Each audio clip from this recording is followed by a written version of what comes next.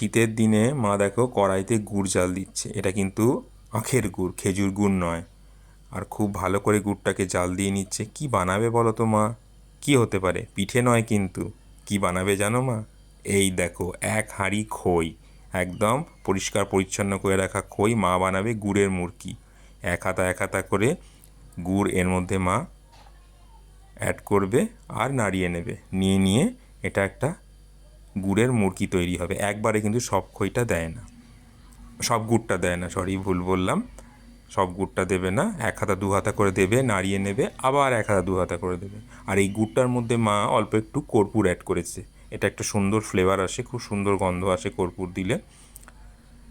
তো দেখো, আবার এক রাউন্ড মা গুড় দিচ্ছে, আবার দু তিন হাতা গুড় দেবে, আবার নাড়িয়ে নেবে। এরকমভাবেই মাকে দেখি মুড়কিটা বানাতে।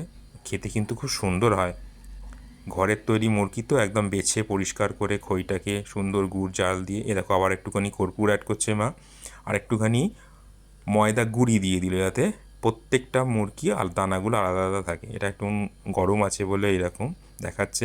আর এতক্ষণ আমি ভিডিও করলাম, তার পুরস্কার স্বরূপ মা বলল যে নে, তোর জন্য এক প্লেট গরমা গরম মুরগি। কি সুন্দর দেখতে লাগছে না? গন্ধটাও কিন্তু অপূর্ব বেরিয়েছে। তোমাদেরকে খাওয়াতে পারলাম না, তার জন্য দুঃখিত।